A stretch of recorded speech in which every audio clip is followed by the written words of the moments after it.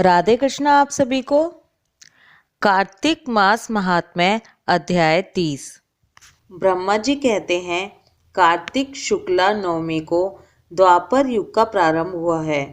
अतः वह तिथि दान और उपवास में क्रमशः पूर्वाहन व्यापिनी तथा पराहन व्यापिनी हो तो ग्राह्य है। इसी तिथि को मनुष्य शास्त्रोक्त विधि से तुलसी के विवाह का उत्सव करे तो उसे कन्यादान का फल होता है। पूर्व काल में कनक की पुत्री किशोरी ने एकादशी तिथि में संध्या के समय तुलसी की वैवाहिक विधि संपन्न की। इससे वह किशोरी वैधव्य दोष से मुक्त हो गई। अब मैं उसकी विधि बतलाता हूँ।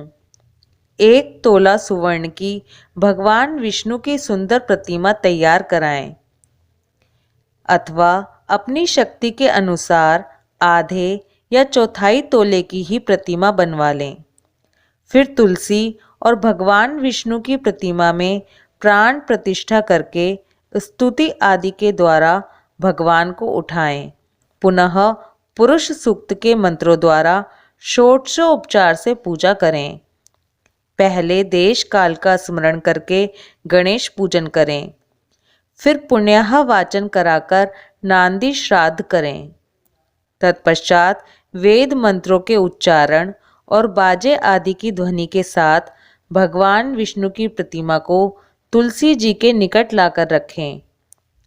प्रतिमा को वस्त्रों से आच्छादित किए रहें। उस समय भगवान का इस प्रकार आवाहन करें, भगवान केशव आइए। हे देव, मैं आपकी पूजा करूँगा, आपकी सेवा में तुलसी को समर्पित करूँगा। आप मेरे संपूर्ण मनोरथों को पूर्ण करें। इस प्रकार आवाहन करने के पश्चात 3 बार अर्ध्य, पाद्य और विष्टर का उच्चारण करके इन्हें बारी बारी से भगवान को समर्पित करें। फिर आचमनई पद का 3 बार उच्चारण करके भगवान को आचमन कराएं। इसके बाद कांस्य के पात्र में दही, घी और मधु रखकर उसे कांस्य के पात्र से ही ढक दें तथा भगवान को अर्पण करते हुए इस प्रकार कहें, हे वासुदेव, आपको नमस्कार है, यह मधुपर्क ग्रहण कीजिए। तदंतर हरिद्रा लेपन और अभ्यंग कार्य संपन्न करके गोधूलि की बेला में तुलसी और श्री विष्णु का पूजन पृथक पृथक करना चाहिए। दोनों को एक दूसरे के सम्मुख रखकर मंगल पाठ करें। जब भगवान सूर्य कुछ कुछ दिखाई देते हों तब कन्यादान का संकल्प करें। अपने गोत्र और प्रवर का उच्चारण करके 3 पीढ़ियों का भी आवर्तन करें। तत्पश्चात भगवान से इस प्रकार कहें, आदि, मध्य और अंत से रहित त्रिभुवन प्रतिपालक परमेश्वर, इस तुलसी को आप विवाह की विधि से ग्रहण करें। यह पार्वती के बीज से प्रकट हुई है, वृंदा की भस्म में स्थित रही है तथा आदि, मध्य और अंत से शून्य है। आपको तुलसी बहुत ही प्रिय है, अतः इसे मैं आपकी सेवा में समर्पित करता हूँ। मैंने जल के घड़ों से सींचकर और अन्य प्रकार की सेवाएं करके अपनी पुत्री की भांति इसे पाला पोसा और बढ़ाया है। आपकी प्रिय तुलसी मैं आपको ही दे रहा हूँ। हे प्रभो, आप इसे ग्रहण करें। इस प्रकार तुलसी का दान करके फिर उन दोनों तुलसी और विष्णु जी की पूजा करें।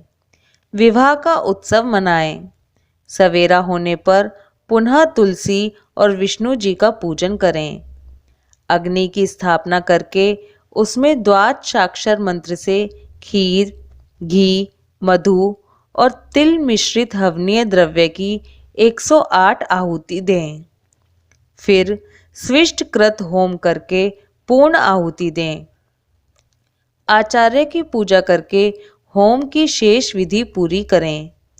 उसके बाद भगवान से इस प्रकार प्रार्थना करें, हे देव, हे प्रभु, आपकी प्रसन्नता के लिए मैंने यह व्रत किया है।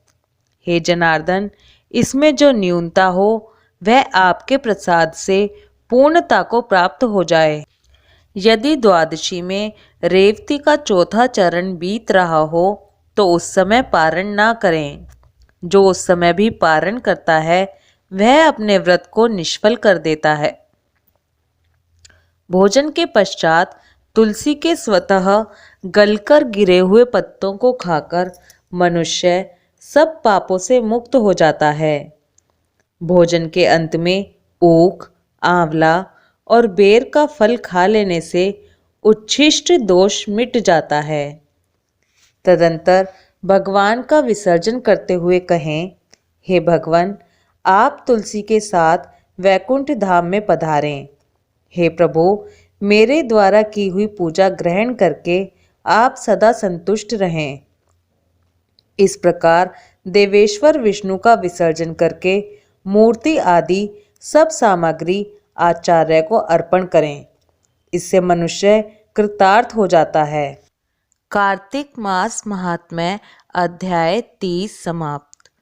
ओम नमो भगवते वासुदेवाय नमः। राधे कृष्णा।